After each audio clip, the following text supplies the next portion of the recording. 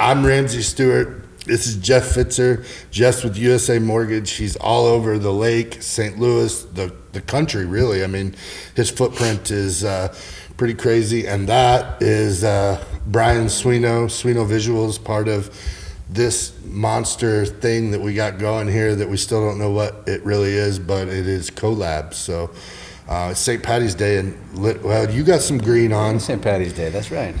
I don't have an ounce of green on. Yeah. Brian doesn't know what holidays are. Yeah. Fail. We failed bad. Jeff got to have some Jude's coffee from here in town. Yeah. He enjoys it, I think. Went to the drive-thru, right? I did, yeah. Gotcha. And then got to see the Chick-fil-A truck we're going to have some fun with later. Yeah, more on that later. But let's just talk about some things we got going on. Jeff, tell us a little bit about you and what you're doing and what we need to know. Well, first of all, it's an honor to be here. This is pretty badass. I love what you guys are doing. Very inconspicuous from the outside. Maybe that was by design. I don't know. He's telling us we need a sign. We don't have a sign yet. So that's on it's literally on a list of things, like 14 pages back. It's easy to find, though. It's easy to find. I looked on the map. I saw it was across from the Civic Center, so I knew when I saw that, I knew I was right. I was close. Well, it's an old barber shop. This is the oldest building in this line of buildings, and then those were added onto it. You can still see the old square where they had that connect to the next building. Yeah. So they kind of covered that up. So. Well, I tell you what, it basically tells me that you have zero excuses to not be putting out more content. So no pressure there. That one just got put out to the world. Hey, we're getting there. We're doing more. I'm kind of playing around. Drunk on Social Green Screen Challenge. Kind of having some fun with that. Good. Learning. I've got a couple of screen record videos in the queue, ready to do some Lake of the Ozarks stuff. Cool. Talking about how it's one of the top 5 most affordable waterfront communities. Is it really? Yeah, there was an article about that, so I'm going to do that whole scrolling thing behind it. Yep. We're in the process. We talked a little bit earlier. I've got a podcast kind of in the works. I've got a list of guests who I would have, but we're going to have it a little different, I think, once we get it rolling. We're going to combine like outside of the region, but then local businesses in the region to kind of highlight them and kind of do an off and on kind of overly produced one, and then a very raw one, and then go back the other way. So we're working on some of that, but content's happening. Like we were talking, there's nothing that you don't put on video. Pretty much. You've got the Drunk on Social stuff. You got the USA Mortgage stuff. You've got actually, I don't do almost any mortgage stuff, to be honest with you. Very little. Very well. Little. I guess that's true. It's just life. You document life. That's kind of the name of the game, really. And for me, it's more social media coaching and guidance and ideas and strategies and video tips and that sort of thing. Yeah. There's just so straight much down our alley. Right. Yeah, exactly. This guy, I mean, Brian is, like I said earlier, he's the technical wizard. He understands. I can't. The best video I ever made was the worst video I ever made, which was my girls getting ready for the father-daughter dance. And I sent it to him. It was like, how do I make our outfit change on the beat? And then I got frustrated. I was like, fuck it. And I posted it, and it's got like 5 million views. And like, I thought it worked out okay, though. I remember watching it. It wasn't terrible, but like, it goes back to like, if we're doing something, I want it to be, I don't want to buy the Chevrolet. I want to buy the Cadillac, and I want to post the Cadillac. So like, we're learning in this space, and being partnered with him has given me that, like, I don't have to do that, and I can just do what I need to do. Yeah. But one thing I'm learning, though, is that one video put me in a niche. And so I'm like you, I like to record Greer, you got Winter, like that stuff's great, but like, how do you put that with business content and make it work and not be that guy? You know, I don't want to be John Benet Ramsey's parents. Like, I want to put out stuff for my kids and make separate, but I also know that it needs to say what I'm doing and show realtor life and that sort of thing. So. To a degree. I mean, that's a good topic. I don't think I ever answered the question about who I am. Should I go back to that? Yeah, go back. That happens here. Well, that's okay. I mean, you mentioned mortgage, which I actually am kind of shy about that because it's not sexy. It's kind of boring. And frankly, I just moonlight in it anymore. I have 2 partners that actually run the business. I just kind of make it rain on the business based on the things that I'm doing. We have a platform called Drunk on Social, which is a social media aggregator of everything from the latest news, the latest strategies, tips. We coach, all kinds of stuff. In fact, we just got done with a 4-day challenge, added 150 people into our coaching. It was pretty awesome. And we have a business video school. So we have a video school. I don't know if you knew that. They're based out of St. Louis, and we just coach and teach video just like that. It's a curriculum. It's online. And then we've got another platform called Real Estate Mastery Pros, which is education for real estate agents, basically. And I just leverage, because I'm the podcast host for the Lab Coat agents, so I get to meet everybody, and every who's who in real estate, I know them, right? Yeah. And so I just leverage that to use it to, put out tons of content to be of value to realtors, basically. Right, and I know that podcast is getting ready to kind of blow up. I know you got Sharon. You've got we're going to do the Broker Blitz. Yeah, Broker Blitz. I've been paying attention to that. Yeah, I mean, we're over 200 episodes. We average about 1,200 downloads, so it's a pretty successful podcast. But, admittedly, we originated from a Facebook group that's got 157,000 members in it. So it's, I've got a distinct advantage there. But yeah, man, I mean, I live in the social media world now. I'm a practitioner of everything that I preach, and this is where, like what you were just talking about, which we could definitely talk about today, is how realtors and honestly business owners alike do social media all wrong. Realtors are the worst. The way I describe Guilty as fuck. The way I describe it though is that, like, if you go ask a 25-year-old who has no ties to real estate, give me one word to describe a real estate agent, and odds are you're going to get something like slimy. And or say, what would you compare a realtor to?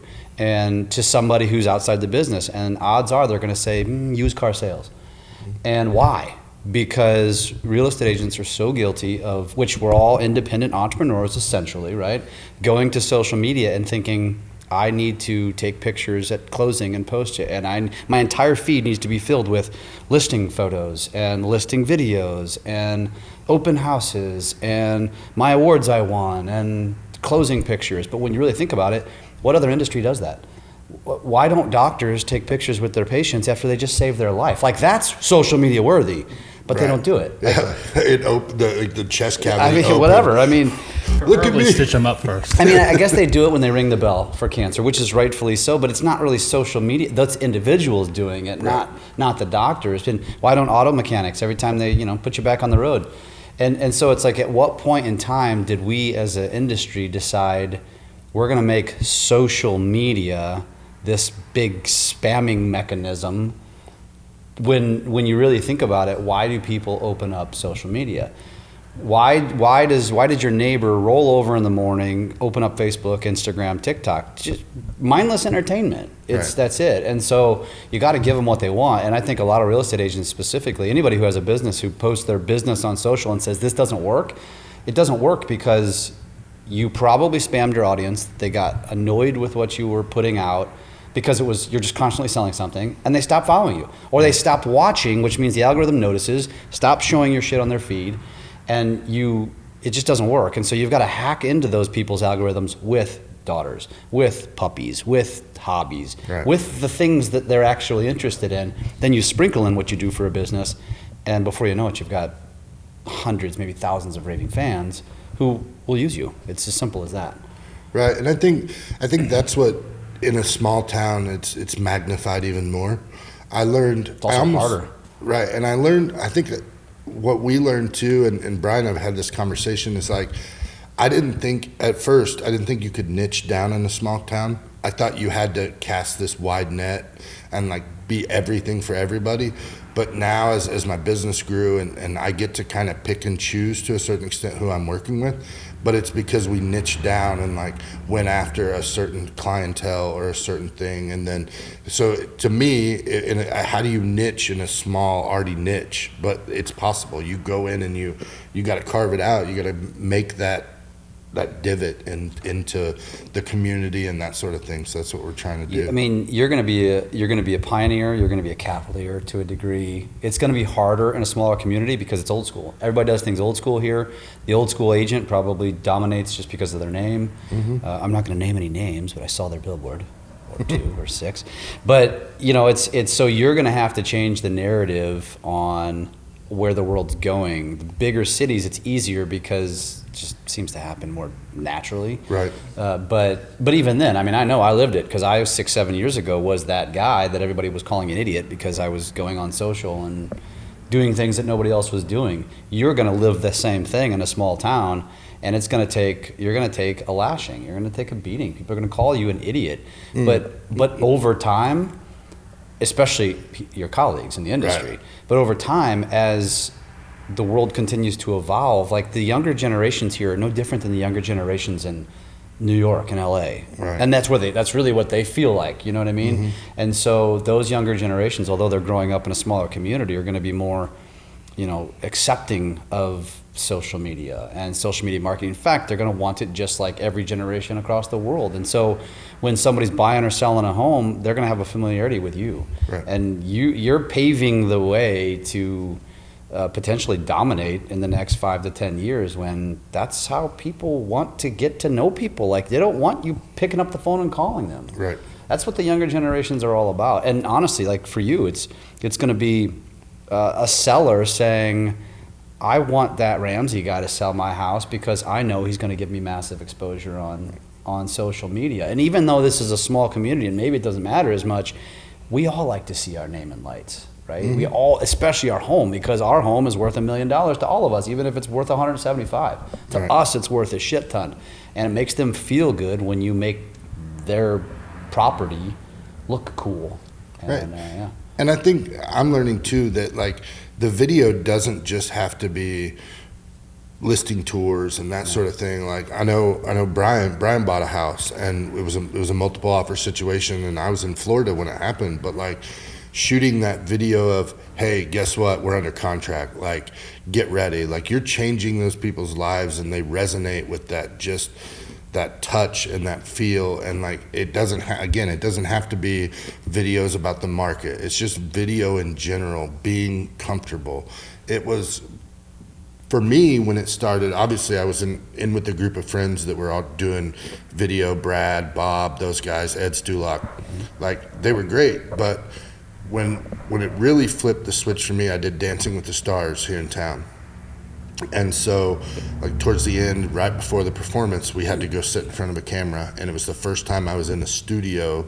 Like him and I had done a little bit of stuff, but I'd never been in like the lights and like you said, like you want to see and you feel it, and that's what we're trying to do here. But I walked in that room, and like once that light pops on, and a camera's focused on you, and you know that you don't have random stuff in the background, like it changes your perception. And I think that's what Brian and I are trying to do here too, is by having that space, getting people. We've had older ladies that come in here and they've never done video, and like you have to shove them in that room, and then they get in there and they're like, and they love it. We've had agents come in that never done a video in their life and then post that video the minute they left here, and they get to just kind of talk engagement than they've ever had on that post, and then they're like, oh wait, right. Like it works. Like what Ramsey's been saying, and we know the corporate level of real estate is all saying it too. It's not like there's like this hidden like way to do it, and that one brokerage has it better, or one, it's none of that. It's like everybody's saying do video, be relevant through video, and so that's where we've jumped all in. So if someone's in that situation like you're saying of posting the closings and all of that, what would be your suggestion for them to take that first step into that other world? So I'm not saying don't do that, but if you just randomly grabbed 100 random real estate agents across the country and said go do an audit on their Instagram, I would bet 98 of them is their feed. If I went to their bio, is their grid is completely dominated with real estate content. And so again, we are so self-serving. That's the problem. We're not thinking about how do we serve others through content. And so when we as I think a real estate community, because I kind of study I pay attention to the kind of the psychology behind this. And I think we just think, well, if I'm showing a listing, I'm serving because, they need to see what's coming. But that's not the case. You're sharing something that probably is irrelevant to 98% of your audience who's not in the market to buy a home. And so you're just shoving your business content down their throat. And there is a way, don't get me wrong, some people, and you're in some of those circles with the anomalies that have succeeded at it at a high level. But the problem is the rest of the world looks at a Brad or an Ed or any of those guys, gals, Noel, you go down the list, and they see how they've done it. They're unicorns. Mm-hmm. And they think they need to emulate that, but they just, frankly, they got lucky. Right time, right place. They did it at a high level. And for the majority of the world, and especially the real estate world, they're not going to penetrate that, and it's going to be nearly impossible. So to answer your question, I'm not saying don't take pictures, don't post listings, but if you're not sprinkling in probably 2 to 5 just authentic personal stuff in between, you're never going to penetrate. It's going to be impossible because, again, think about why your consumer is going to real estate. Now, if your consumer is a real estate agent because you're trying to grow a team or recruit, then it might work. Right. But that's not the case for the majority of the real estate industry. You want buyers and sellers. How are you going to connect with buyers and sellers? Through things that you have that are relatable. Why are they going to follow you in the first place? I'm telling you, it's not for a money market update. There's 10 million of those being posted. Right. They don't need that. And but if if you're into growing tomatoes and you document that process every year, there's going to probably be a few hundred people that are fascinated by it and see your content, watch it, engage with it. So then guess what happens? The algorithm then shows your other shit to them. And even though they're not going to engage with that real estate post, it's like a billboard. They're going to drive by it. They're going to see it. They're going to remember it. And so understanding that, because a lot of people don't get it. They look at me and they're like, I just don't get it. You're always posting about your kids and your wife and golf and all this other stuff. I have more engagement and more connections. My business is 5X. I've created all these other businesses as a result of social media, period. Right. And because people ask me all the time, just this week, several people asked me, well, what's the ROI? Do you actually get leads out of it? Which, yes, is the answer. But how else can I describe, and you could ask my 2 business partners on the mortgage side, how else can I describe, if you'd asked me 5, 6, 7 years ago, when we were plateaued, if you said we're going to get to 500 million, honestly, I couldn't figure out how to get to 200. We were stuck at about 120, which is not bad, right? But I couldn't figure it out. And then all of a sudden, I started doing all this, and I started applying it. And all of a sudden, opportunities started. It's attraction. It's attraction marketing. And everybody who's a naysayer, I'm just kind of laughing all the way to the bank, so to speak. Like, this works. It's going to continue to work. The younger generations of humans, millennials and Gen Zs, have yet to really get into the world, especially the home buying world. I've yet to figure out what gen I am. Like, am I like I'm 40? I turned 40 a month ago. You're a millennial. I'm a millennial? Yeah. Which is actually cool because, like, him and I sit up here a lot of times and we're coming up with ideas, and we watch UFC up here. Like, so Saturday nights when a good UFC's here, we'll sit up here and we'll chat. And I'll tell him, like, I'll learn how he built his business, and Brian will tell you, and he doesn't say it enough, but he's self-taught. It was years of sitting in front of YouTube on your TV, and like, my business is social media. Like, that's how I've built my business. I don't cold call, like you said, but learning how that generation did YouTube, and they followed the Jake Pauls, the Mr. Beast, the MHBKGC, whatever that guy, Marquez Brownlee. MKBHD. Yeah. So like watching how he built it, and I think like agents my age are in that perfect time frame. Like, I saw Facebook in college, and like I was 5 years ahead of Lebanon getting Facebook because it was only allowed in college campuses. Yeah. So like I've got to see it, and so now through Brian we get to learn a lot about YouTube and like the people that he follows and how the influencers and how, it's so calculated. Yeah. But people don't really see that what they're doing, there's a reason, and they're building these empires essentially because they don't care about being in front of the camera. And you go back, I was watching whatever his Marquez. fucking Mark. I was watching Marquez last night, and it showed some of his videos from his college dorm, and like how he sat there and he just made this content, and then he goes back and he goes, well, I didn't have everything I needed, and then it was weird because he went into talking about 2K, and how when he opens up 2K, you start a career, and he takes that fictional character and he plays with him at the worst skill level possible to build up his coins to then go to a major like upgrade of his player. So he, I sit there and play 2K and I'm like, I want my guy to hit 50% 3-pointers and he shoots 12%, and so I give up. But like he lived that life forever, and he did it through video and social media and all that. Same basic concept. Everybody starts there. Right. Mr. Beast is the same way. It's the same principle we were talking about right before we started recording, where I'm trying to always get you to just put out more and more and more stuff, and you want to be at this level before you start, but you have to just start. You can't get there until you actually just start it. Right. It's a good conversation because I know where you're thinking, I know where your head's at, and perfection is your paralysis. Mm-hmm.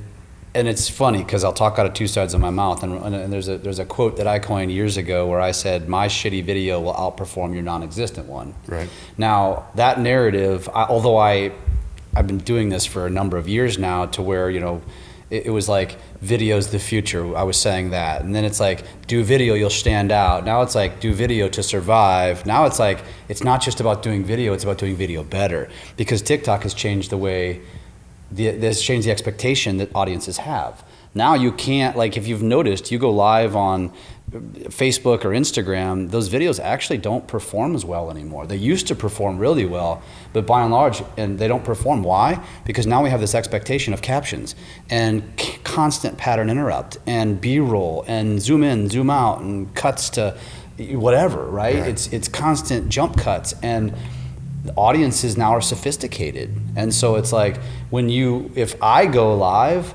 my audience, they way underperform comparatively. Like my standard video, and I'm not talking about viral numbers here, but just, we're talking 100 to 200 views versus 500 to 2,000 on an edited one, which is crazy but I think that's why, because we now have this expectation because our attention spans are that of a goldfish.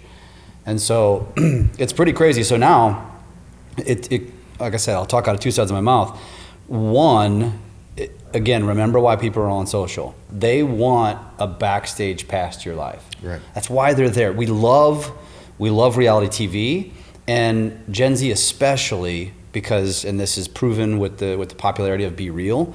It's proven with the popular songs like, basically bashing Victoria's Secret. They're basically saying, generations are saying, screw filters, screw perfection, I want normal. Raw. I want real. Right. Be real, right? And so it's, I think that there is going to be a consistent kind of migration to that on social, where you're going to start to see that behind the scenes basic shit just continue to perform really, really well, and you're going to resonate with people because people really they're not just there to watch the Kardashians anymore. Right. Now they're there because they want to feel like, they're normal too.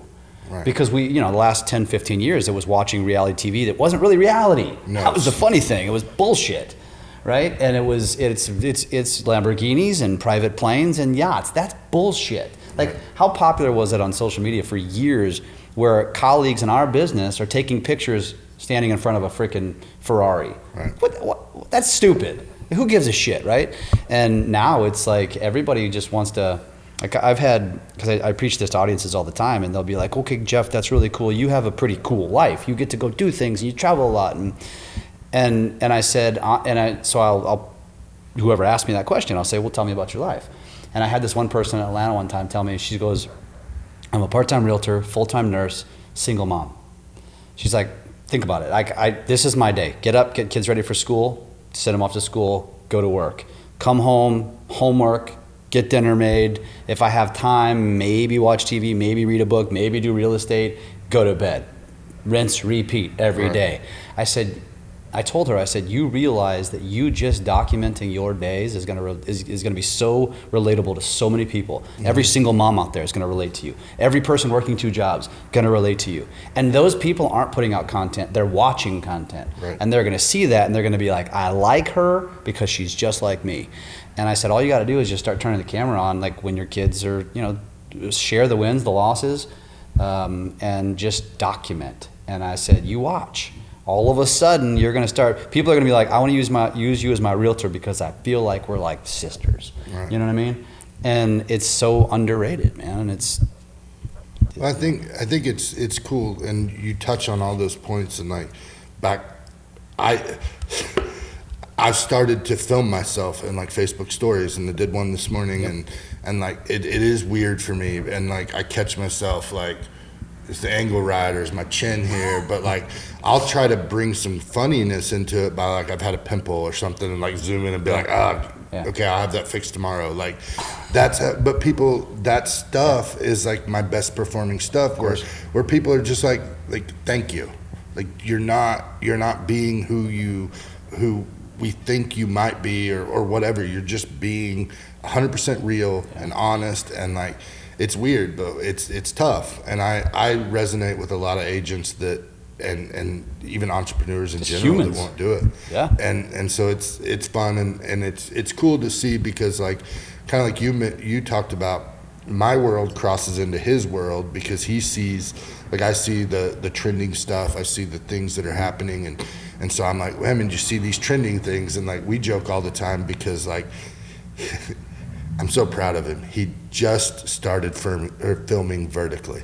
And I've been saying it for like a year. Coming from a videographer, I can understand that. Right. And so it's like, but it's dedicated vertical content though. Like I'm not filming everything vertical. I'm never going to do that. Yeah, he sent me a picture from the studio the other day. I'm going to be the grandpa that's like horizontal. You're a YouTuber. That's what it is. Well, but it's cool watching him grow, and I'm kind of taking bits and pieces of what he's doing in his YouTube side, and learning how to edit some things, and like see how you grow a YouTube channel, because I watch the Jeremy Knights of the world and these big performing YouTube guys, and I'm like, I'm not really that educational like type of thing, and so I don't know how long form fits into like growing that, because I'm not comfortable. It's like you mentioned cold calls earlier, and I see in the business they're like, you should cold call and put 30 minutes a day into cold calling, and I'm like, a potential buyer or seller is going to understand that I'm not comfortable, and so why would I ever put myself in that position? Like,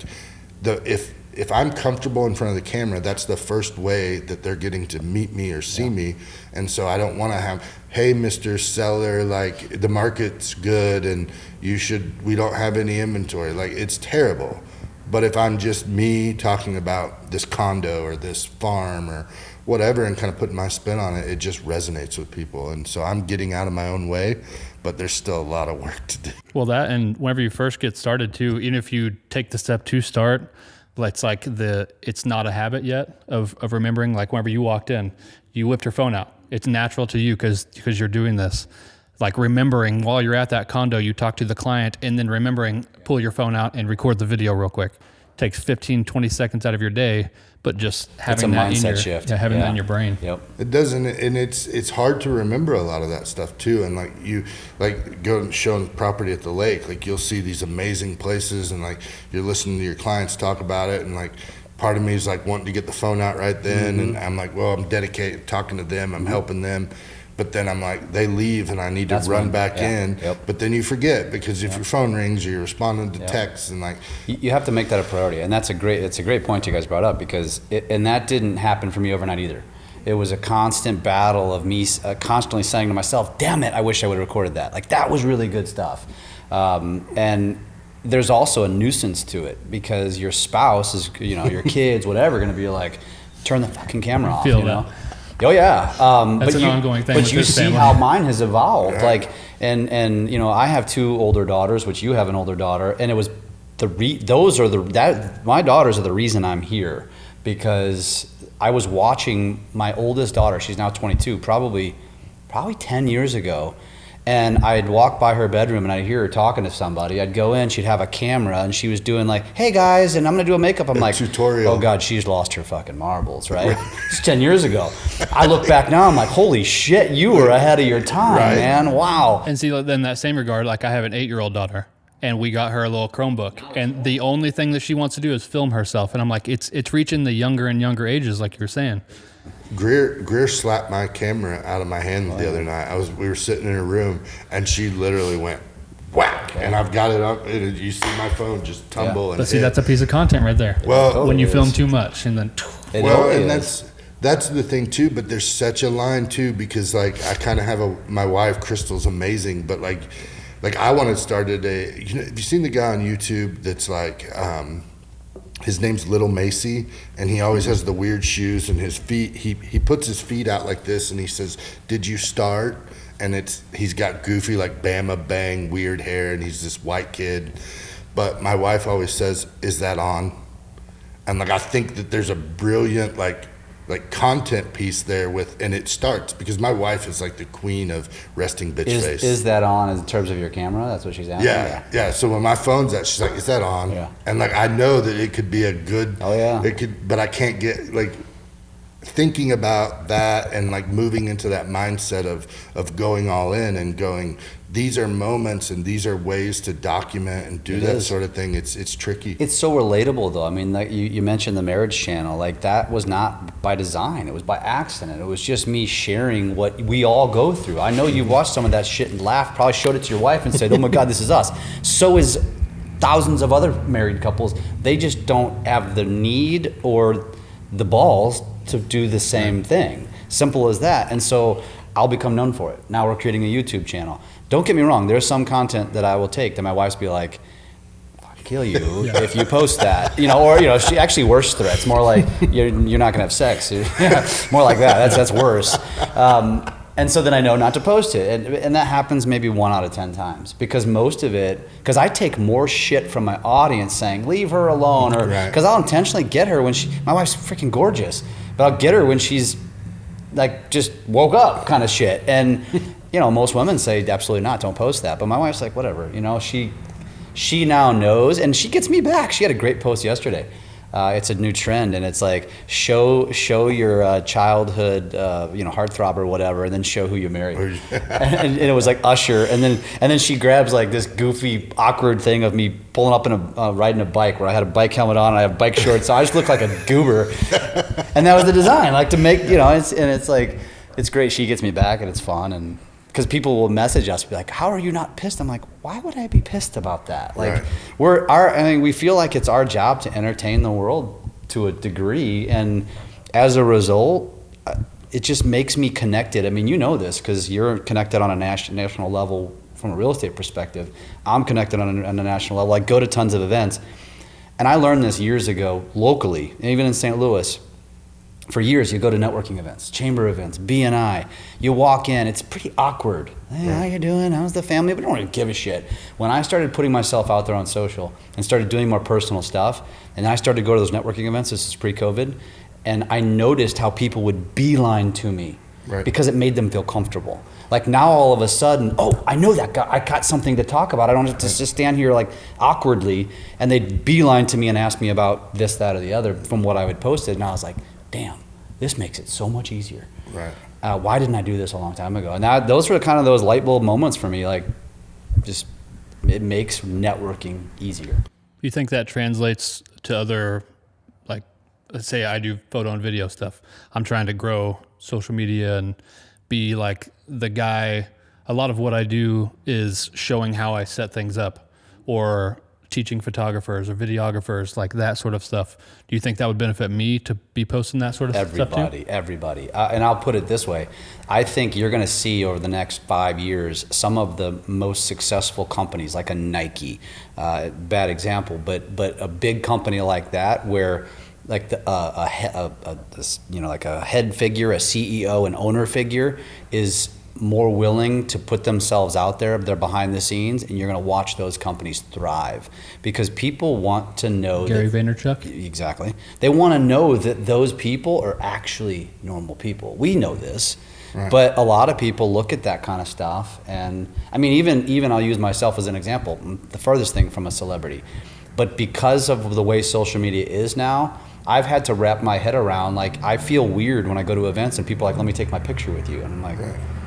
this is kind of weird, but I get it, because then, again, you think about the psychology. We all grew up staring at televisions, and this is the way I explain this. If I went to a local St. Louis event and they had celebrities there, and one of them was like the local sportscaster, now I know that sportscaster actually makes not very much money. They're far from a celebrity, but we deem them as a celebrity because we see them on a screen. Mm-hmm. Now I have realized, oh shit, that's what I am. They're watching me on a screen. Therefore, there's just this, the way we're wired, they're a celebrity of a certain degree. Not a Tom Cruise type celebrity or LeBron James, but a celebrity. Mm-hmm. And that's a pretty cool, it's a weird feeling. Like, I struggle with it, and one of the things he and I have talked about is like I have a hard time figuring out, as I've gotten involved in a national level and had a slight footprint, and kind of, I'm not a celebrity, but I go places and people like love your daughter that we see, and like through the video, or they love your content where you just stare at the camera. But I don't think he's ever had anyone say that. But they do. But you know what? They notice. They notice because they comment on it. And so, like, we've talked about going to an event and like vlogging it, and like it's weird. Like, I'm not at a point where I can let him follow me all day. Because, and I keep telling him that's a great idea. Well, then come follow me. Yeah. Fine. Because like he won't do it. It's just weird, because like it would resonate in a certain group of people that I'm attached to, and it would give me influence, if you want to call it that. But like, what's your excuse? Go on, tell me. That doesn't resonate with my local community and selling houses. That's a limiting belief. Well, my life is a limiting belief. It's true, but it's true, and you're right, because this is new. Right. So you got to decide. I'm going to have the balls at some point to jump off that ledge, or someone else will. Right. That's what's going to happen. And you know what you're really going to be pissed about is if a year from now you're still sitting there kicking the tires, and some other young agent comes in, gets licensed, has lived on social their whole life, just starts doing this, right, and quickly becomes known as the digital mayor. You're going to be like, wait a damn minute. No. I'm the freaking, but back in my day. But it's funny you say that, though, because there are some that are starting, and like I've made good relationships with those. And one thing I enjoy is helping those folks kind of take that next step, which is why we did this whole place. Is like, like I enjoyed that aspect of it. I want to be the leader, but I really enjoyed just kind of being associated. And so it's still, I ride that line of like too vain and in the shadows. Like, I want to find that middle ground that kind of makes sense. And again, it does relate to people, but it's also it's not comfortable yet, and we're getting there. And I think we've got some things in the works that are going to allow us to do something, but until I do it, it's like, you keep finding that limiting belief. But I've got a good, one thing we do, your accountability partner, sounds like it is. And that's what's been cool, is because like in this space, we learn so much about what each other's doing, and not necessarily in real estate per se, but just in being an entrepreneur, building a marketing company type thing. I mean, he's got Sweno Visuals, so that is a marketing company, and then I've got the real estate side of things, and then this collab thing, like we talked about earlier. Like, we don't really know what it is, but we know that it can kind of become something that can pave the way and kind of connect. That's kind of the cool part about it, is like that collab, and it's a connector, it's a conduit, it's just something that community, even like we're getting this in. But I really resonated when you said the whole networking event. Like, I'm starting to get that now. Like, we go and people are like, oh, I saw that video you did of the daughter, or tell me more about that lake house that you showed, or man, that cabin. Like, I'm kind of vlogging this transaction I'm in with this cabin in Versailles, and like I've made it a point to put a story about each process and like how excited they were, and that we got under contract, and yesterday was the inspection, and like this afternoon we'll go through all that, and I'll make another video kind of showing that, to kind of give that behind the scenes kind of thing. And like leveraging him, I get to see, because he's building that YouTube channel that is all behind the scenes, because he's going into that like coaching, how to do it, that sort of thing. So it's a give and take, it's a yin and yang type situation. And then, sprinkling in the content I see from you guys and the national sort of thing. Yeah. But we still see people around here going like, why would you do that? Like, why would you act like an idiot on camera? And I'm like, yeah, there's a reason. I'm telling you, I went through all this, and what ends up happening is because in the beginning, and it's honestly the funny thing is it's usually the people that are closest to you that are your biggest adversaries, I guess, or the biggest critics. Mm-hmm. It's your siblings, it's your spouse, it's your partners, and definitely your competitors. I mean, they're going to be quick, and they don't realize why they're doing it, but I do believe that deep down they're not trying to be bullies, but I think subliminally they are trying to make you feel uncomfortable because there is a little bit of threatened, like, ooh, gosh, if he runs with this and he's right. And now it's like, again, 5-6 years ago, they didn't know. I was just gambling. I was taking the dice, rolling them, thinking, I think this is going to be the future. Now here we are. Right. Now I'm a genius. But here's what happens is you spend a couple of years of people criticizing you, and then all of a sudden you just keep doing it, and you keep doing it, and you keep doing it. And eventually, as you see the results, they come around. Even some of my competitors have messaged me saying, I didn't get it in the beginning, but you're doing great things. Right. Congratulations. And I'm like, that's validating, right? My partners and some of my best friends still give me shit. Right. It's like it's their job, I guess. I don't know. I've got one of those friends. His name's Timmy. And he just is like I've been making the joke because, again, with this collab thing, like, I feel like there's a bit of a way to be a producer in a certain extent. And, like, the only analogy I can think about is like a Dr. Dre type thing where people come to me with an idea and then I can go to him and go, this is your guy to execute it. This is the guy that can do this kind of thing. And, like, being that connector. And, like, I look at Dr. Dre and, Eminem came to him with a bar or with a verse or something, and Dr. Dre's like, oh shit, what do I got to do? And then he gets on the computer and he starts producing a beat and that sort of thing. And it's probably a terrible analogy, but it really is the same sort of thing. Yeah, no, I get it. And I think, we're proving that with our one of our coaching platforms, which we thought in the beginning people would want editing and they'd want management. What we've found is they just want inspiration. Right. And so our group coaching, like I said, is up over 150 people now, and it's people that just want to be within a group of like-minded people. They're all sharing their thoughts, their struggles, and Tristan and I are sharing what's working, what's not working.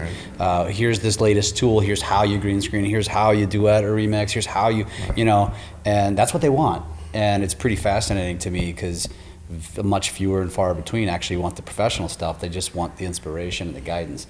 Right, and they don't understand there's a scale, and it has to be scaled as well. Like, you get that perfection paralysis, like you mentioned. You get all that, and it just has to start somewhere, and then you're adding tools to your toolkit. You're figuring out ways. I mean, like Mr. B, again, we talked about it earlier, Mr. Beast didn't start out with the virtual restaurant. He started out being on camera, then he gave away $10,000, then he gives away an island, but that's all scaled, and people see that, and then they see themselves, and they don't know that gap. He's a massive production at this point. Yeah, it's pretty crazy. But also understanding that, roughly, and I'm probably being generous, roughly 10% of your audience on any platform is seeing your content. And so when you spend so much time, days, hours, days, maybe even weeks, putting together the perfect post, it's still only going to get seen by 10% of your audience. So when you really think about it, it's like that paralyzes people, and then it keeps them from posting consistently because they're so focused on that one post. So it's like if you just get in that habit, that cadence of just posting every single day consistently, knowing that only a small percentage is going to see it anyway. Right. And here's the deal. All of the stuff that I've mass produced and had a videographer done it to, it was perfect in my own mind.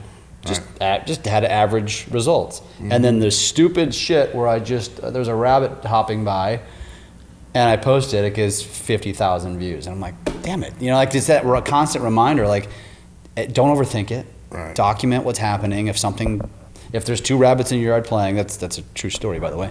And it went freaking berserk. Right. And a lot of people would ask well, then how does that relate to business? Well, if you're not getting eyeballs on your brand, which is you, how are you going to ever do anything? Right. And so I don't understand why people even ask those questions, because it's like from every viral bunny video or winter video, I probably pick up another 5, 10, 15, 20 followers. And one of those followers could be somebody I transact with at some point. And it's this long game. Why do you put your face on a billboard? Not because somebody's going to drive by on day one and be like, "Oh, I saw you on a billboard. I want to transact with you." Right. No, it's repetition over years, right? And this is social media is a digital billboard, Right. but way more effective because you can connect with people. They can feel you and like get to know you, and they can. It's not just driving down a certain street.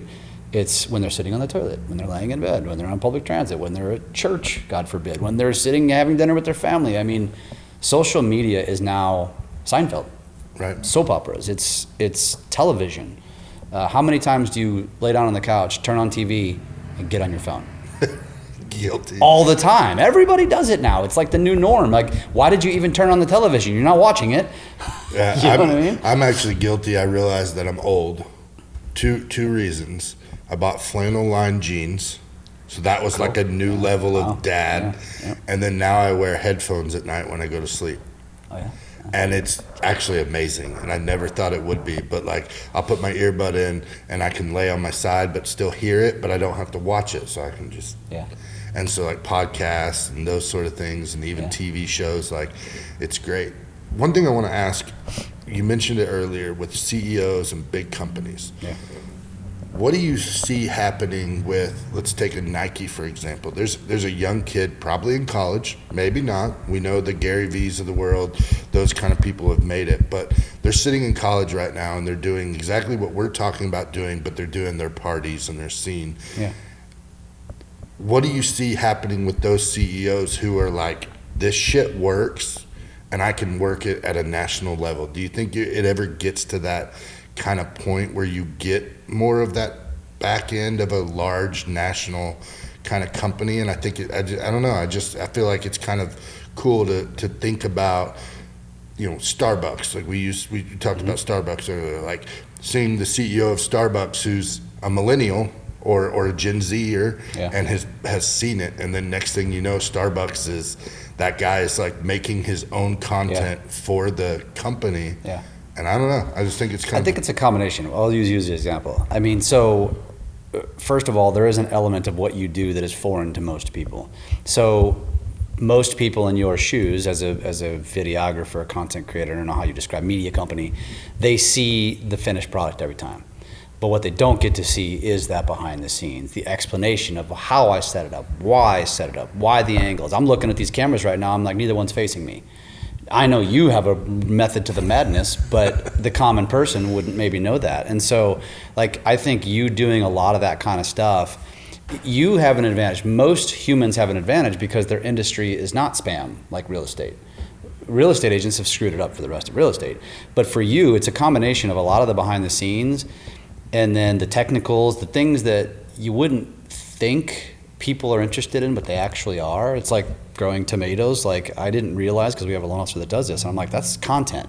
Like, I didn't realize it was a year-long process. Thought you put the freaking seed in the ground and it grew, and it was over a month period. She's like, oh no. And I'm like, you need to document this shit. I think it'd be fascinating. And so for you, it's a lot of that, but then you also sprinkle in that you're a human.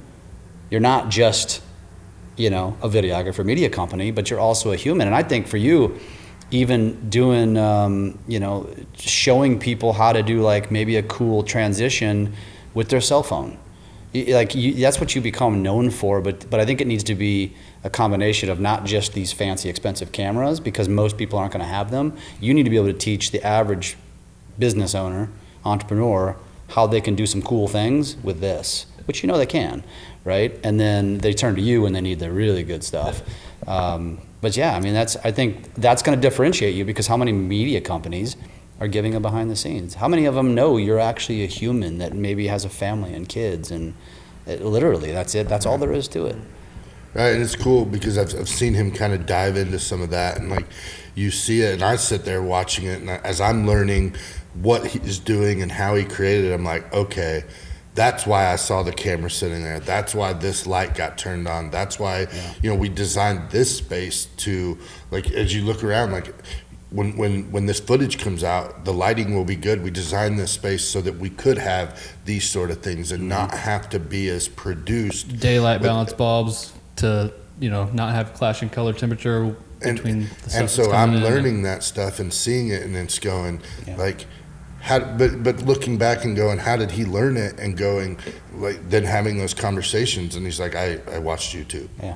And I'm like, to me, that's foreign. Like, I watch some YouTube, but it's like a funny video that a friend sends not to me. learn. Yeah. And so seeing how that education happens, and then looking at, like, the schools and the young kids and the millennials, and they're craving it, because if when I was in high school, I wanted to fit in, I wanted a car, or, you know what I'm saying? Like, you had things. And now, like, kids are, like, if the it girl is doing cool TikToks, the girl that wants to be the it girl's like, how do I do it? And then she gets, like, they go back to the no filter and, like, the raw stuff, and she's like, fuck my double chin or whatever, but I can dance as good as the it girl. So, like, let me learn how to do it. And then they get that confidence and they grow from that. And it's a weird cycle to see, but I enjoy it, because now, like you, I have a daughter that I watched hi, this is Allie, and I'm making a tutorial, and I was like,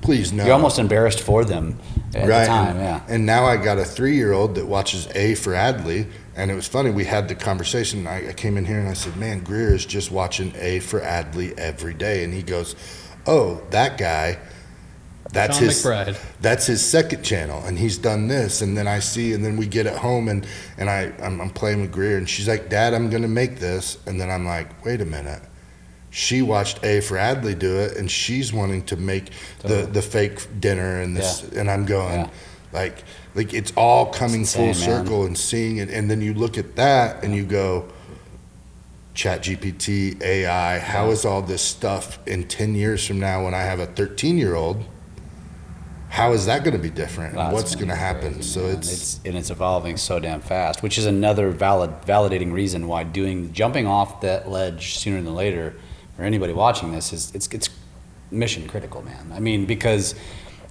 I was standing on stages the beginning of last year because I got asked by a national real estate association to talk about the future of tech, and so I went to Google. This is 2022. And AI was one of them. I didn't really know what it meant, artificial intelligence, but I didn't know what it meant. From ChatGPT terms, and I was talking about VR and AR and blockchain and all this stuff.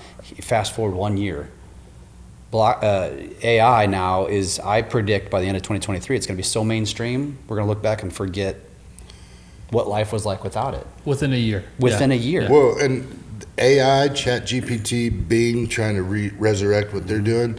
Like, smart. AI is the calculator that when I was in school, it was like, you can bring a calculator to this test or you can't to this test. Like, now that's in 10 years. I'll even take it one step further. Google basically replaced libraries. What did we do? We had to go to a library, pull out an encyclopedia, find something. Then when I could start Googling it, wish I had this when I was a kid. Now we're saying ChatGPT is replacing Google, because now I just did this. So at the beginning of this year, I update my presentation, same thing. What are the trends coming in real estate technology? And I did my Google research. I Google it. I go read 10 articles just to get, just to see make sure it's all kind of aligns. I typed the same question at ChatGPT. It summarized the 3 hours I spent reading Google articles in 15 seconds. And I was like, son of a bitch. And that's what's happening. So it went from libraries, which are essentially obsolete. Like, that's a novelty now. It was Google's going to be a freaking novelty. But what's going to happen is Google is going to build their own AI. Right. My prediction is that ChatGPT, it was really smart of Microsoft to do this. However, I don't think Bing can replace Google in the time that Google can match ChatGPT. Probably not. I think Google will catch up, and they already have one. It's clunkier, but they'll figure it out. Google is such a, it's a third arm. You know what I mean? And I just don't think Bing's going to be able to overcome that quick enough whereas Google won't have their own AI that people will just be like, I don't need that anymore. I think, unfortunately for Microsoft, I'm sure they have other plans in store, but man, I think they spent a lot of money. If their goal was to replace Google, I think they're screwed. I think Google's too far ahead, just like YouTube's too far ahead. Right. You don't think anybody can come up with a Google? You don't think. I think AI could replace Google, but I think Google will create their own AI. And then. And Google, the word Google is so just back of our minds. Yeah. If I ask anybody, what do you go? If you need to search for something, where do you go? I'd probably predict 100% of the people you survey would say Google. I'm not even sure what anybody else would say anymore. Yahoo, Well, that would Bing? be why they bought YouTube also. So now they have the first and the second most popular Correct. search engines. I was watching a video, and I think it was Marquez, and he was talking about how YouTube is the library. And like we see the stats, the video like, library. Yeah. It's the second most searched engine in the world. Google, Google's one, the blog YouTube. library. YouTube's the video library. That's what it is, and there's nothing that can replace it. And what's number 3 of the most searched websites? Facebook. Right. Then Twitter. Then Instagram. I know this because obviously I teach this stuff, but it's like the top 5 most visited websites in the world. 4 out of 5 are basically social platforms. It's crazy. It's funny though, because I run in some circles that believe Facebook's dead. Yeah. Well, I can't not have Facebook for my business in a community this size. the circles you're talking about are young people. Right. I know that because I have a 22 and a 19-year-old. I call Facebook the retirement home of social media apps. That doesn't mean it's not relevant, because Facebook still has, it's the per capita, the most 100,000 heirs. So there's more people making 6 figures on Facebook. And it has groups. Mm-hmm. No other platform has groups. And I think there's a stat that said 73% of social media users say their closest group that they're a part of is online. 73% of humans say the group that they feel the most connected to in the world, in their life, is online. In one side you're thinking, wow, that's fucked up. And the other side, I'm like, wow, there's a lot of opportunity there, because people, especially post-COVID, like this is just mainstream now. People don't go out as much, and that's I hate to say it to you old schoolers watching this, but that's not going to change. It's only going to get worse. No, Or better. And then Depending on how you look at it. Yeah. I don't know if you've seen it popping up, but this new group chat via Facebook thing. I mean, I've been getting a bunch of the groups that I'm in have like I'm in a Canva group, for example, that's Canva for real estate agents, templates, that sort of thing. But like now I get a pop-up and I had to go in and remove myself from it, but it's like a new Facebook group chat thing that's coming through Messenger. But I also read that Facebook is bringing Messenger back to the app, so you can stay within Messenger on the app instead of having to swipe up, leave, go to Messenger. You'll have that bubble because they want you to share those videos that you see. And they want you to stay inside the app too. Yeah, staying in the app. Yeah. So it's seeing all that stuff kind of change and seeing how different it was 10 years ago, 20 years ago. I remember like whenever I first got introduced to Facebook, like you wanted to talk in a third person because like it would say, I forget what it would say, but like, what are you up to today? And then like I would want it to be Ramsey Stewart is going to the bar after class. Like I'd want it to read in like a sentence and like, but then learning how Twitter was more of that micro blog. So like learning how what you put on Facebook isn't necessarily what you put on Twitter, because Twitter had 140 characters and you wanted to have like essentially like your headline. Yeah. And then now with YouTube, learning about like clickbaity kind of thumbnails that get you going somewhere. I'm gonna hold out though. I still think thumbnails can be used on Facebook somehow. I mean, they're essentially used on Instagram, like Reels. They're used on Instagram Reels. They're used on TikToks. You know, it's all built in. It's the same concept. Thumbnails are far more advanced, but it's the same concept, because when you think about it, if somebody goes, like, what happens is if I'm on Instagram and you see my video and you like the video, you're probably 20% of the audience clicks on your bio. Like they just want to go see who you are. Right. And that's, so your bio is important. You have to have a good bio that is going to potentially make them want to hit the follow button. But then what do they see at the bottom? They see all your content. And what do they see?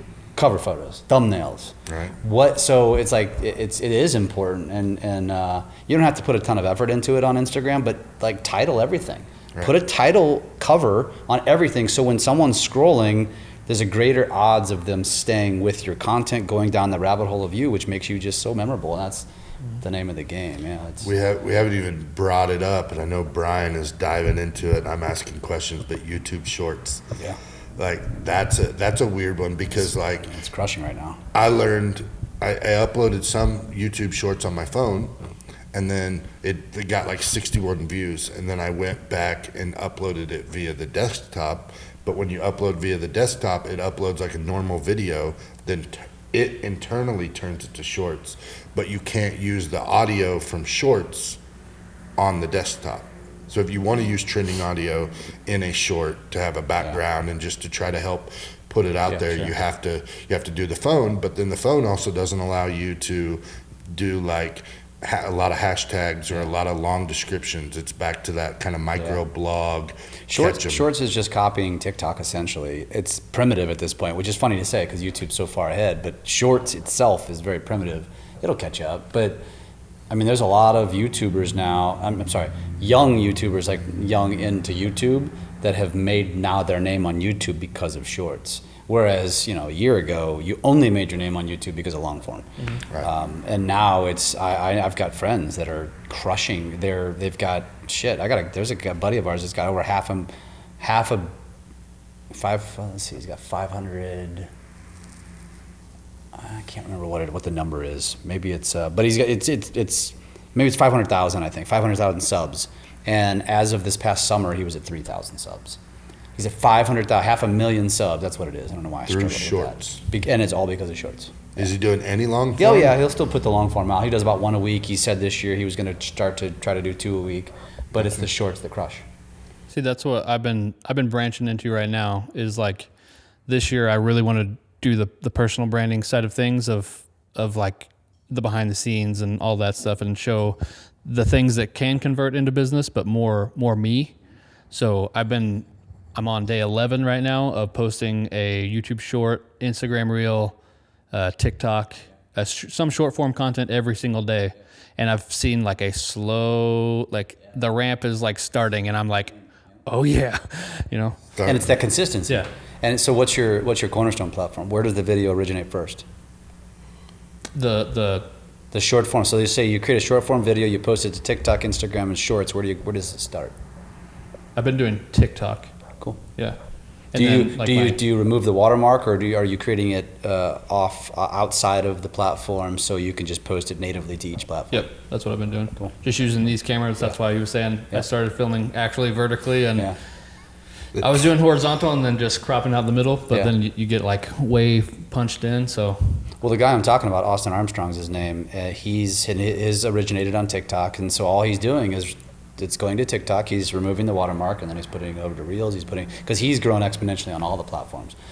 He's got a different style where he's really just like, he is a coach, and he's just hacking his job. He probably didn't say this, but I'll say it. He's just figuring out how to hack the algorithm. And he'll repost the same thing essentially over and over again, just testing out titles, testing out different hooks. And it's really fascinating to watch his trajectory of his growth. But basically it's all about the top 5 things for this, the top 3 things for this. That's his game.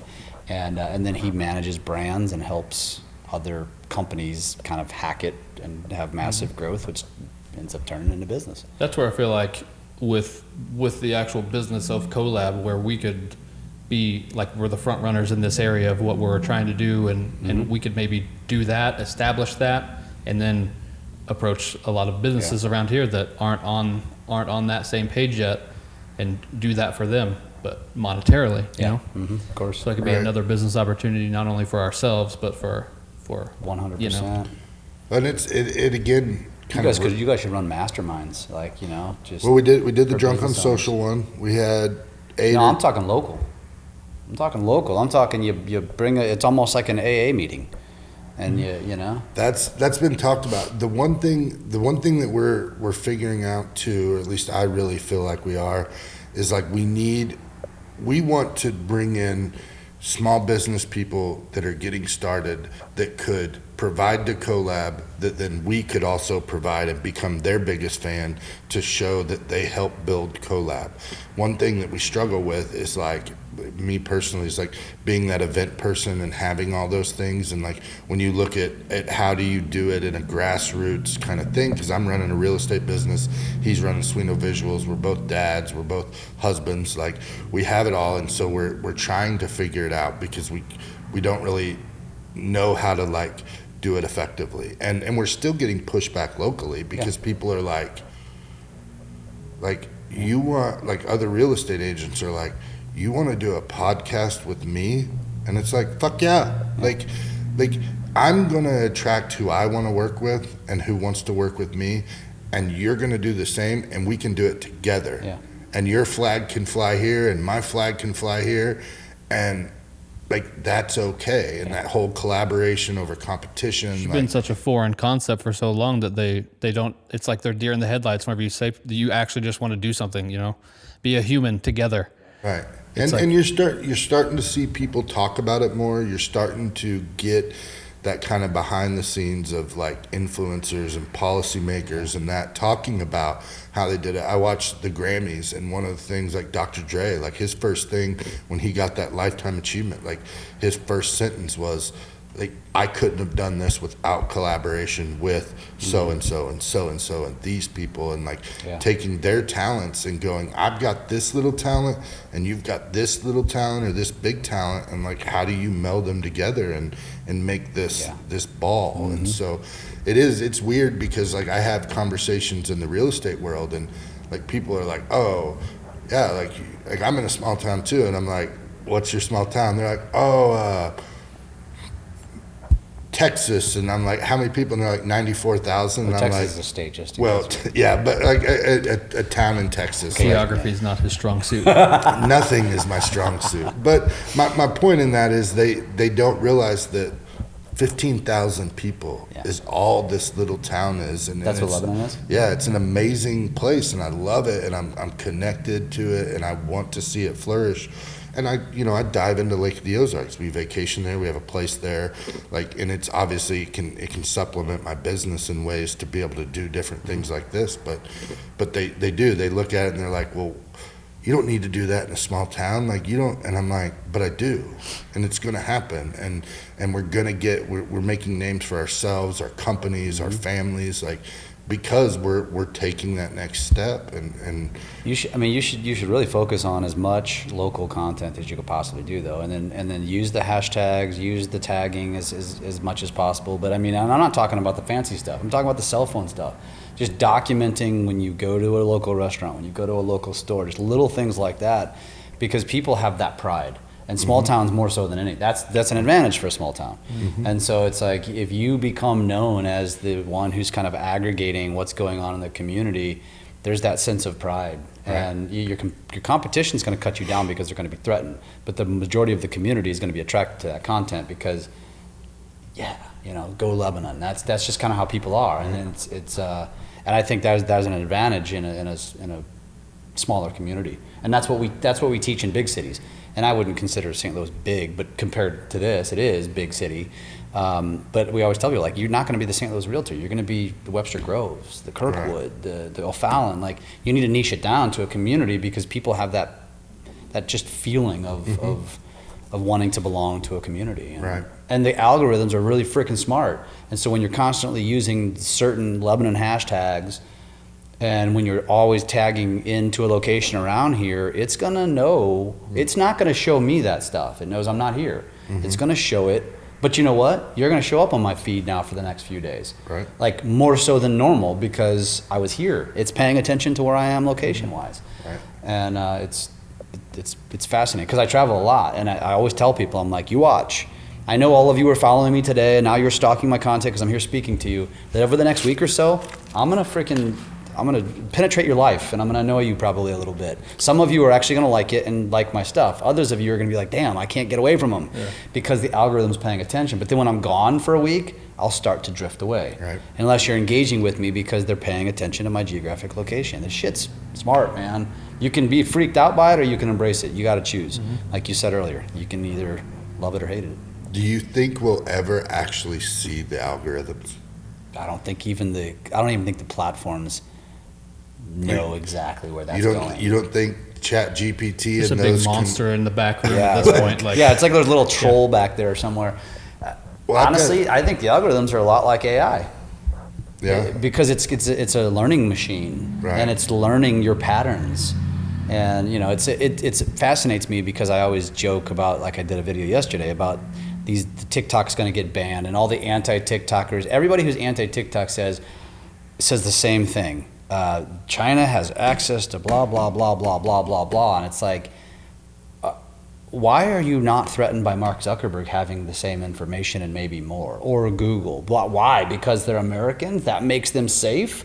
I get it. It's China, but listen, folks, you have a cell phone. How many apps are on your phone? Do you know who owns each app? I mean, you remember when that face swap came out, everybody freaked out because it's owned by Russia. Right. There's probably a bunch of other apps owned by foreign countries than you, but because you get so caught up in this stupid bullshit media, and it's ridiculous, and they don't see the freaking, they just can't see the forest through the trees, man. It's amazing. Well, it's ever evolving, ever changing. We're learning. I had a buddy, just to give my friend Misha a plug, in Warner Robins, Georgia. He used Chat GPT yesterday to write a complete book over how to PCS to his Air Force base. That's cool. And then he's learning the SEO and the back end side to be able to have that book. And it's essentially a template now. And like he's got two versions. You can get the ebook, it's a PDF, or you can get a flip book. And he's using it, and like that kind of setup and that way to use it to come up with a topic, throw out there, hey, I want to make a topic today, or I want to make a video today. What should I talk about? Pop, pop, pop.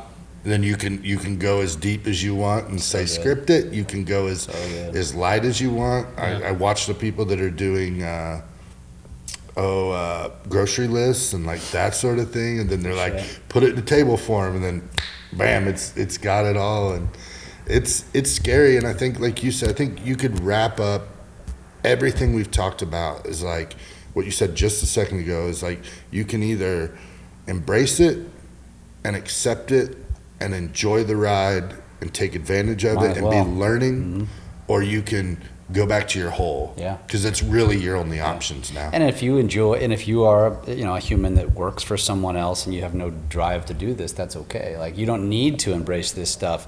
But here's what's going to happen is you're going to fall in love with a realtor that is all over social. And I mean, it's you don't have to do it for everyone, but that's the opportunity that exists for us entrepreneurs, because there was a stat. It's of all of the social media users, people that just go online, 90% are considered lurkers, just consumers. They don't even touch a button. They're just scrolling and watching. Just scrolling. 9% are light engagers. They throw out a like. They might comment every once in a while. 1% are considered creators. And so for anybody who's a business owner of any kind, like, that just screams at me opportunity. And most realtors, using that as the example, are consumers. And I'm like, you are missing the boat here, folks. Thank God they are, because it's helped my business as a result, because they're consumers. Because when you become a creator, when you open up these apps, I'll tell people how my brain works. When I open up these apps, my intent is creation first, engagement second, and then consumption third. And most people might go there with an intent, and they end up going down a rabbit hole of consumption. Right. And you've got to hack your brain, just like you have to hack your brain on turning on the camera. Mm-hmm. You have to hack your brain to say, I'm going to go into TikTok and not let it take me. And it does to me too. I'm human, I admit. But for the most part, I go there with the intent to create is number one, to post, and then I go to my notifications. I live in my notifications. I live in my notes. I live in all that shit. I make sure I'm staying connected to people. And then if time permits, I'll go consume. And that's the difference between a creator and everyone else. Right. But whenever you do consume, you're probably looking at the opportunities of, oh, I could spin that this way, you know, like that. That's what I've been noticing. Ideas. Also, like intentional consumption, especially when you're talking to business owners, like intentional consumption of my consumer. So like that's a strategy. If I'm a realtor and I've got past clients, first of all, why are you not making it a priority to go friend them on whatever platform they spend time on? That should be a priority from the very beginning. And then what you should be doing is going out and stalking their content or training the algorithm to show their content to you, so you can always be engaging it, because you both know what happens. Everybody watching this, you know what happens when you post, right? You post a video, what do? You become obsessed with it. Right. You're checking your phone every 5 minutes. Did I get more views? Did I get more likes? Did I get more? Yeah. And so is average Joe homeowner. And so if you're the person showing them that love, what do they get? They get that dopamine hit. It feels good. And when they're constantly seeing Ramsey showing me love, who do they freaking remember? It doesn't even matter if they see your posts. Like, this is a strategy where you don't even have to be a poster, on social media. If you post on social media, you're just compound. It's the compound effect of being remembered, of being top of mind. But just go do what makes them feel good. Right. Go show them love. That's it. Yeah. So I want to talk about one more thing. Sure. And I think it's really cool because Drunk on Social, you mentioned it earlier, it's an aggregator. It's all things social. It doesn't dive down and pigeonhole into real estate, any of that stuff. It's social media. Real estate is our low-hanging fruit because we're both in it, my Right. partner and I. But yeah, it's everything we're talking about is applicable to any business. And with that saying, April, first big event, SocialCon. Yeah. April 3rd? 3rd and 4th, yeah. 3rd and 4th? Yeah. California. Yep. You've got some heavy hitters coming. Yeah, I know. big influencers, yeah. You got. I've seen Ed. Yeah, attached that's to on it. the real estate side. We've got big social influencers Right. that have no ties to real estate. Yeah. Who else do you have coming social wise? Just in Social general. wise, London Lazarson's a really big name. He's got over 10 million followers, and he's got 9 million on TikTok. He's literally TikTok famous. We've got Gigi Robinson. She's a youngster. She actually, most of her content is on mental health, which was really important to us because it's a big topic. She's of she's of the generation who's been ruined as a result of social, and that's what she talks about. She talks about like women and overweight and like getting over yourself type of stuff. Right. Kenya Kelly is another one. She's a big TikToker. She teaches TikTok. Austin Armstrong's going to be there, the guy who's kind of hacks growth. He's really awesome. And who am I forgetting? I think there's one more. I should know this, shouldn't I? But now you put me on the spot. Put you on the fucking spot, You did, man. man. I know we've got a bunch of real estate influencers Yeah, as well. I know Glenda's maybe involved. No, Glenda's not coming. She's not coming. She was involved in SocialCon, the webinar. The virtual one. Yep. Ed's coming. Rhett Harmon's coming. We were very strategic to get different names from different brokerages. Right. There's a guy, Ian Austin from LA is coming. I got a lender, Kayla Callender's coming. She's an up and comer based out of Fargo, North Dakota. Right. We got a bunch of people, man. You can go check it out, socialcon2023.com, and remember the person that I'm forgetting. But Dylan Huey is another. This kid reached out to me. He goes to like USC or something. We've had a bunch of people reach out to us, and he said, I saw that you're gonna be in LA. He goes, and he's like, let me tell you about myself. He's done a TED Talk. This kid's in college. He's done a TED Talk. He runs like some social media group for universities, and so they've got these groups across USC to Duke to all these different places. And this kid's just a young up and coming influencer. Really? And he wasn't on our radar, but I was like, this is what we want to teach, because what we are learning that the best marketers in the world are studying the next generations. They're not studying boomers and Gen X. They're studying Gen Z now. And most entrepreneurs are studying where the money's at. Right. That's just natural, the way we think. Like, well, why would I target a 20-year-old? Who gives a shit? They're not buying a house, right? They're not buying your services. But they're the ones that drive where the future's going, right? The youth of America drive where technology is going, and that's just the reality. And so everything is now being studied by Gen Z. So I intentionally wanted to have some youngsters there because we preach it. Like, again, the reason I'm in the position I'm in because I was paying attention to what my kids were doing. Thank God. And not just from a parenting perspective, but I was paying attention from a business perspective. Like, TikTok, this is stupid. And then and then she kept coming at me with it. I'm like, I think this could be beneficial for our business. And then I was the one telling everyone to do it. And they're like, you're an idiot. It's for 13-year-old girls. And now here we are, right? But yeah, so it's I think it's important. I think most of the world doesn't understand. Like, we go to conferences, you've been to many, and we hear the same people speak. There's nothing wrong with that. Originally, we weren't going to have real estate influencers at our conference because I want to be different. Right. The reason why I'm good is because I don't follow the leader. I don't look at my competition and be like, I got to do that. I look at somebody doing it differently and say, I got to do that. I want to be the pioneer. You got to be the pioneer. Right. That's how you innovate. And so we're looking at people doing social media at a way higher level than most people. Right. Zach Faust is coming, which Zach has done big things. But and so that's kind of that's the idea behind it. We decided to add real estate influencers just because I think, honestly, we're ahead of our time. Our audience, the real estate world, didn't understand. I don't know these names. I don't know these people. So I'm thinking to myself, so you want to go to a conference to see the same freaking person speak again? Right. Every freaking conference is the same people. I'm one of those people that is rinse, repeat. And not that there's anything wrong with that, but that's the mindset that the true innovators need to get away from. And I know that we're going to be a very small community, but the true innovators, you got to get outside of your bubble, outside of your box. Right. That's where you become something. And that's, you know it, you've got to get out of your own way. Right. That's the key. And I think that's the cool part about the Drunk on Social movement, the social con. Like, I don't think real estate agents give ourselves enough credit that if you can be a realtor and successful, like, you've got the basis of you've got experience in marketing. And like, we've fallen, I think, in a trap of realtors, sorry, better say it right, are marketers. Yeah.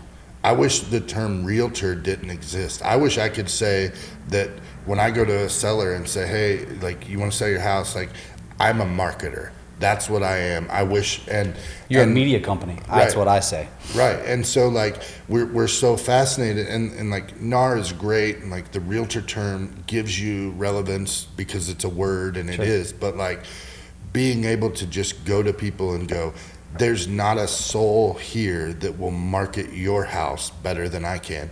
And it may be unconventional to you, and it may be me sitting on a toilet spraying spray because we did a Golden Girls parody video.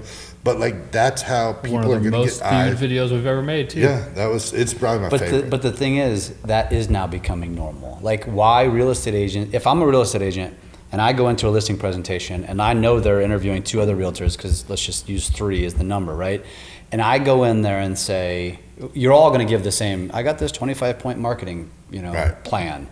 Put a sign in your yard and put it on the MLS and do that and get a videographer and all this bullshit. If you go in there and say, I'm going to take some cell phone content as well. I'm going to do all that 25-point thing, but I'm going to take some cell phone content, and you're going to be on TikTok, you're going to be on Instagram Reels, you're going to be on Facebook Reels, you're going to be YouTube Shorts, you're going to be all these places. And let me show you some examples. Some of the stuff I've done has gotten thousands, hundreds of thousands, millions of views, depending on what you've done. That's going to resonate with people. Right. There's very, very, very few homeowners anymore that wouldn't say, oh shit, that's different. Right. If I'm a real estate agent, I'm going all in on that shit. I'm going out to listings, creating a shit ton of content just to batch my feed, because I'll get lucky. If you do it right, real estate content performs well, especially if you can do short form, trending sound, quick snips, like highlight stuff. You're gonna have shit pop. Then you walk into a listing presentation and see, this is what I do for your home. Right. Homeowners will be tickled by that. They're gonna be like, I'm choosing Ramsey because none of the other agents said that. Right. And I'm preaching this shit. I'm like, at what point is this going to resonate with an agent and they're going to go all in on this strategy? My 19-year-old just got her license, and I'm like, kid, you're going to kill it. Like, first of all, you taught me a lot of what I know. Now I'm going to teach you how to apply it to business. You are going to destroy this industry in the next 5 years. And she knows it. And because she's on a team, she's watching it, everything's, and I'm like, just be patient. Just sit and watch, learn the business, and then we'll get serious in a few years. I get guilty of that, and we've had those conversations, and like, I don't really, like, I'm kind of an anomaly in like the success I've had, like, in a short amount of time. and like you look at the people that you idolize, you put up on a pedestal, and like, or the billboard people, and like that's years of doing what they needed to do, and what they're doing currently is not a bad thing. It works. They're building a business. That's how they choose to run it. You know, whether it's, again, the billboards or if you're a cold caller, you know, those sort of things. Like, not everybody has to do it the same way, but there's going to turn a time or become a time. Everything evolves. Did billboards exist 25 years ago? Was that a strategy? Probably not. It was a different strategy. Right. Everything evolves, and it's, you know, the definition of insanity. Doing the same thing over and over again, expecting a different result. Eventually, billboards will not be, in fact, it's probably now. I think billboards' effectiveness was maxed about 10 years ago. And I think it's starting to dwindle. Now, a smaller town, it might be a little bit more effective. But remember, a newspaper ad was effective at one time. Right. Now everybody's like, what the fuck's a newspaper? Right. Television ads were effective at one time. Now it's like, fuck no. Radio was effective at one time. Yeah, and billboards still. They work, and they work if you can have a campaign of billboards. Yeah. You know, if like you said, if you're driving every 5 miles and you see one, like, and more power to them. That's a business model. There's attorneys that use that business model. Oh, big time. And it's But great. How much money are they spending? $5 to $10 a month. And let me tell you something. You can do it way more effectively and reach way more people and be more consistent if you use a social strategy. You don't have to spend $1. It's just your time. It's just turning on your camera. You do that effectively. And I challenge anybody with a billboard. Like, actually, if you have a billboard, having a social strategy is the most complementary, powerful piece that's just going to drive home the billboard. Because now they're going to be seeing you on digital. They're going to drive by and be like, oh shit, like I've seen this all these years, but now I feel like I know them. Now it's a glamour shot. It's a glamour shot with a freaking thing that says best realtor in town. Or it's a cat joke, a dad joke with 2 cats and a and that's only you that does that. That's only me, and you know, but I learned some valuable lessons from it. So it's a good experience to be different and show it. Yeah. But Brian, you got anything for Jeff before we're done? I think we're good. I think we're going to go try a lot of good little nuggets within this. Speaking of nuggets, Go check out the Chick-fil-A. We're going to try this Chick-fil-A truck and see what happens. And we're going to create some content around that. Yeah, we'll see what's there. We'll see. They may run us off. Hopefully they don't. If they're smart, they'll see the value in what we're about to put together. But man, I can't thank you enough. It's about time I got here. Well, it's you know, it doesn't matter when you got here. We're happy to have you and kind of see our spot, and we're making waves in a small community, and we've got some big plans. We're just slowly trying to do them the right way. We're building that player with no skill set to bank it all to then just blow it up. Break out the glass ceiling. If that's funny because he didn't want to have the ceiling in this building. We had to fight for that. He wanted to have a drop down. And I was like, you can't. But people see it and they're like, are you downtown? And we're like, no, we're. Yeah, it's got that look. It's got that vibe. It's got that vibe. That fireplace, we get a lot of attention with it. It was on my dock at the lake house, setting out. It's been sitting outside for 20 years, and we cleaned it up, and we built that table, built it ourselves. We got our little studio on-air thing. Eventually, we'll have a sign there. It's badass. One thing that's been really cool when real estate agents come, and I've had California real estate agents stop by, like we've done well with getting this collab thing, but like you don't see a sign, you don't see real, you don't see any of that stuff because like we don't want it to be, we're going after like small business and entrepreneurs just to get in here to then go. Well, I think when you guys do actually put a sign out too, you're going to get a lot of curiosity because collab does not describe what it is by any stretch of the imagination. If anything, I think they're going to be thinking of it as a lab like where I go to get my blood drawn. Right. But that might not be a bad thing because I think you're going to get a lot of curiosity and people potentially stopping in to say, what is this? Yeah, we've had it. We've had it from. So we've got a local community organization that meets here once a month. We've given it to them free of charge. But the cool part is the minute they walk in that door, I get to shake their hand and say I'm a local real estate agent. Yeah. And so that's what I'm building this space on and being able to tie that in to marketing and different things. You are speaking the language right there because that's the key right there, what you just said. Most real estate agents, first of all, they look at themselves as a real estate agent first. and not a media company. And now when you do that, now you're lumping yourself into the other 2 million real estate agents, because we all have the same resources. Right. Some have more experience than others, but we have the same access to research, to data. And so you are now swimming in a massively diluted pool. But when you become a media company first, I'm a media company before I'm a real estate agent. I'm a media company that does real estate. That's the difference, because that's where you create differentiation. Because if you start documenting now yourself, if you just go on, going back to one of your original questions, if you're just sharing real estate shit, again, you're lumping yourself into everybody else. What makes you different? Like, to the average consumer, what makes any of us different? And the reality is, if they really truly know it, not much. Right. It's what makes us human that makes us different. That's what you have to lean into. There's a group with Real in Canada that Brad brought on, and their tagline is "List locally, sell globally." And I think it's brilliant. That's cool. So I've asked ChatGPT like 17 times, like come up with, like, flip that. I haven't got you anything good. And I haven't really been able to dial it in. Like it's not. I'm going to blame you for the bad question you're asking ChatGPT. You need to ask a better question. It's getting there, but I'm still learning. Like all this stuff is just like, I don't pay for coaching. I don't buy leads. I don't do any of that. I sit on Facebook all day long watching what people are doing, getting involved in Zooms, getting involved. Like I sat with Nick and Tristan the other day on their on talking about all that equipment and just listening and paying attention to the chat. Yeah. I find a lot of gold in like comment sections on other people's posts. Yeah. Locally, I've been able to go in and troll the trolls. Nice. And but in a very like not asshole way, but an asshole, like snarky, snidey. Like there was a post yesterday, and we had a gas leak like 3 blocks over, and so the city comes out. It's like, gas leak. If we're asking to evacuate, go. Next day, it's like, I bet Summit's cashing all those checks and blah blah blah. Are they going to repay? And I was like, actually, and I basically said, no one died. They communicated it well, and we're all better off today. And like 27 likes from people in the community. Just throwing it out that way. That's gold. And that's got us in the school district. That's got us in the city. We're talking to the city about. We thought they signed on for this like city content. We had this idea of doing this like.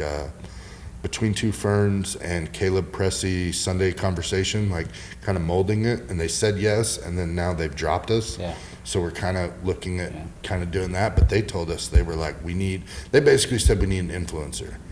And they were like, you can do whatever you want. You can say you're a real estate agent. You don't have to. Nice. It can be about you. And then I don't know if they got cold feet or they didn't. Stay on it. Stay on it. Just keep doing what you do. It'll come around. But let's go get some nuggets. Cool.